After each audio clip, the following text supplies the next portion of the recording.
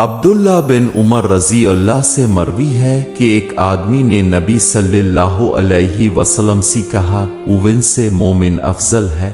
اب صلی اللہ علیہ وسلم نے فرمایا اچھے اخلاق والا۔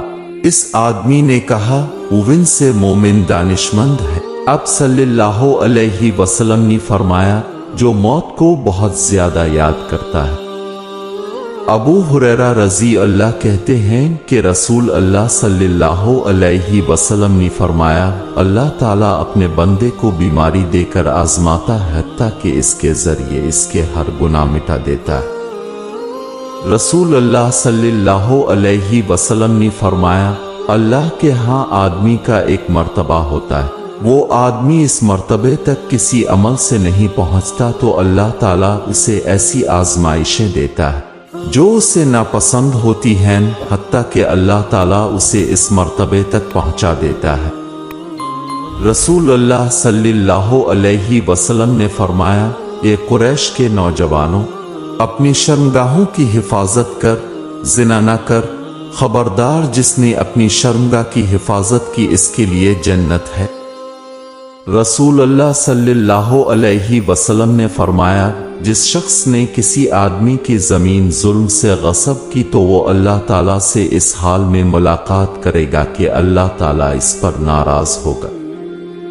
رسول اللہ صلی اللہ علیہ وسلم نے فرمایا جس شخص نے دنیا طلب کی اس نے آخرت خراب کر لی، اور جس شخص نے آخرت طلب کی اس نے دنیا کا نقصان اٹھایا۔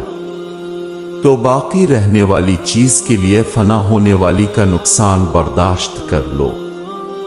عبداللہ رضی اللہ سے مروی ہے کہ رسول اللہ صلی اللہ علیہ وسلم نے فرمایا گناہ دلوں پر غالب آنے والا ہے، اور جو بھی نظر ہوتی ہے اس میں شیطان کے لیے بھی شہوت کا حصہ ہوتا ہے۔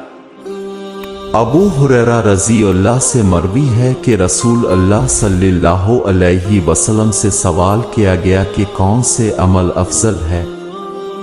اب صلی اللہ علیہ وسلم نے فرمایا کہ تم اپنے مومن بھائی کو خوشی پہنچاؤ، اس کا قرض ادا کرو، اسے کھانا دو۔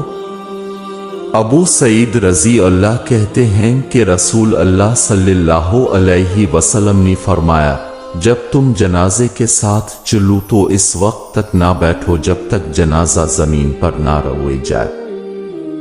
رسول اللہ صلی اللہ علیہ وسلم نے فرمایا جب تم میں سے کسی شخص کو درد ہو تو وہ درد والی جگہ پر اپنا ہاتھ رکھو، پھر 7 مرتبہ کہ دے میں اللہ کی عزت اور قدرت کی پناہ میں آتا ہوں ہر اس چیز کے شر سے جو مجھے محسوس ہو رہی ہے۔ اگر ویڈیو پسند آئی ہے تو لائک کر دیں، چینل کی سبسکرپشن کر دیں، بیل نوٹیفیکیشن لازمی آن کر دیں۔